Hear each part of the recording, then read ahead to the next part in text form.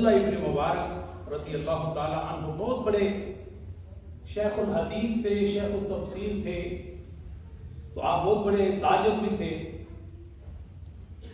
Business man بھی تھے. تو آپ وقت نکال کے بزنس کے لیے، تجارت کے لیے کسی اور شہر جایا کرتے تھے. تو آپ جب بھی جاتے تھے تو ایک قبرستان سے، یہ جنگل سے ہو کر گزرتے تھے. ایک دن دیکھا گزرنے لگے اور گھوڑے پر سوار ہیں.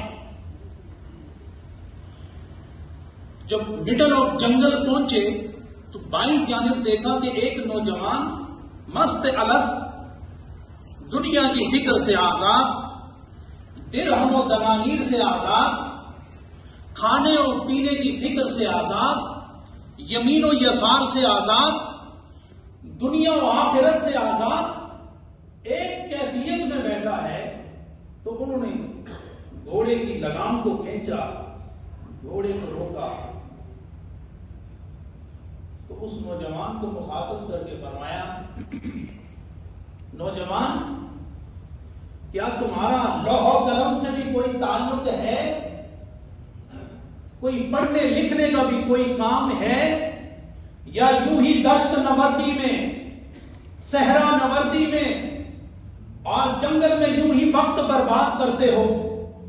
کچھ جانتے بھی ہو کہ نہیں؟ کوئی علم بھی ہے کہ نہیں؟ تو اس درویش نے کہا، میرے پاس 4 علوم ہیں، اس میں کمی نہیں کرتا، 5ویں کی طرف کوئی. اور یہ اتنا آسان نسخہ، اتنا زود فہم نسخہ کہ اگر ہم اس پر عمل کریں تو یقین جانے کہ دنیا بھی کامیاب ہے اور آخرت بھی کامیاب ہے. تو عبداللہ ابن مبارک نے پوچھا، یہ بتائیں کہ وہ 4 علوم کون سے ہیں؟ آپ نے فرمایا، ایک سر کا علم ہے، ایک کان کا علم ہے، ایک زبان کا علم ہے اور ایک دل کا علم ہے. اب یہ 4 علوم ہیں، 3 کرنے نہیں دیتا، 5ویں کی طلب کوئی نہیں، اور ان 4 سے مجھے چھٹکارا بھی نہیں ملتا. اسی میں مشغول، اسی میں مگن ہوتا ہوں اور مست الست رہتا ہوں. تو کہا، اگر 4 علوم ہیں تو پھر بتائیں کہ سر کا علم کیا ہے، کان کا علم کیا ہے، زبان کا علم کیا ہے اور دل کا علم کیا ہے؟ انہوں نے کہا، سر کا علم یہ ہے کہ یہ صرف اپنے مالک کے لیے جھک سکتا ہے، کسی اور کے لیے نہیں جھک سکتا.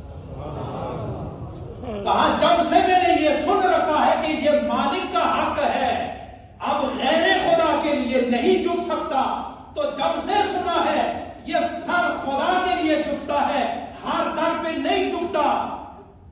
تو وہاں انہوں نے زبان حال سے ایک بات کہی کہ سر جس پہ نہ جھک جائے، سر جس پہ نہ جھک جائے اسے در نہیں کہتے، ہر در پہ جو جھک جائے اسے سر نہیں کہتے.